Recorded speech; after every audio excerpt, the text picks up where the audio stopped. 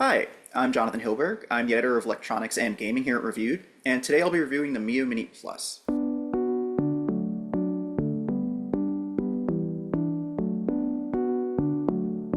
It's a larger version of the very popular Miyoo Mini, which was a pretty tiny Game Boy-style emulator that runs on Linux. There's just a larger version with a slightly larger screen, same resolution, same internal chipset, but if the other version was too small, this might be appealing to you. So here's some things we like about it. It's affordable, first and foremost. New handheld gaming devices like the Switch OLED or the Valve Steam Deck can easily run over $300, but retro enthusiasts who just want to emulate older games have myriad options under $100. For gamers who just want to play PlayStation-era games or below, at around $60, the Miyoo Mini Plus will likely tick all of the right boxes. The size is great. As I mentioned before, the Miyoo Mini Plus is a larger version of the Game Boy-style Miyoo Mini handheld, but it's otherwise very, very similar. Original Miyoo Mini uses the same chipset as the Plus version, but pairs it with an all-around smaller device. The size increase of the Miyoo Mini Plus is a welcome one because while the Miyoo Mini was certainly portable, it was much less ergonomic for users with larger hands, and even the Plus is a little unergonomic, but I'll get to that. So how does it actually feel to play? Great, with a few caveats. The face buttons use rubber domes, are appropriately springy with a good amount of give to them, and feel responsive when gaming. The D-pad is responsive and slightly contoured so it flares upwards at the outer edges. It's nothing to write home about, but it's more than serviceable for hitting combos in 2D fighter games like Street Fighter or Guilty Gear. Not that you have a choice, as the Miyoo Mini Plus lacks thumbsticks. It is the only way to play it. Battery life is okay. So the battery on the Miyoo Mini Plus might be about 50% larger than its predecessor, but since the screen size is also larger, the battery life remains the same at about 4 to 6 hours. That battery is also removable,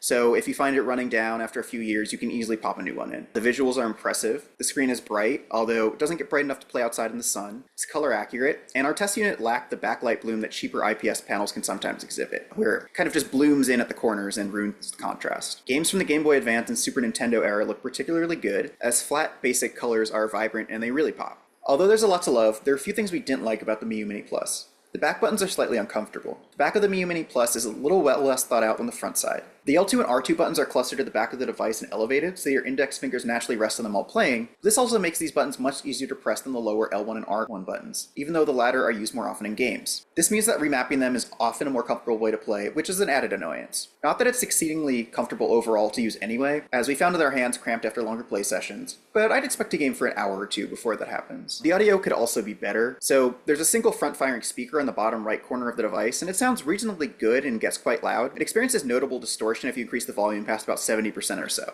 It's a bummer that the Miyoo Mini Plus doesn't have stereo sound or Bluetooth support, but at least there's a 3.5mm headphone jack. This is true to the original Game Boy, but we expected a little better. So overall, the pros are it's affordable, the size is great, especially if you just want to throw it in your pocket.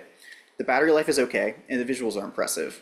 And the cons are that the back buttons are a little uncomfortable, the audio could be better, and it could be a little more comfortable to hold for long periods of time. So, should you buy the Miyoo Mini Plus? Yes, if you want a retro handheld device you can just throw in your pocket. For retro gamers who want a small, cheap device that can play all the old classics while they're out and about, the Miyoo Mini Plus ticks nearly every box apart from its lack of analog sticks. You can find it for around $60 or less and aren't going to bother with N64 games or the PlayStation 1 titles that don't need sticks, then you're in luck. If, however, you're not a fan of vertically oriented Game Boy-style devices, there are more compelling alternatives, like the $90 Retroid Pocket 2S, which includes dual Hall effect joysticks, real triggers, and is powerful enough to run some PS2 and GameCube games. Still, there's a reason the original Miyoo Mini and now the Miyoo Mini Plus have sold like hotcakes. They're dead simple to set up, affordable, and fun to play. If that's all you're looking for in a handheld, then the Miyoo Mini Plus has got you covered. For the full review and other gaming news, head to reviewed.com.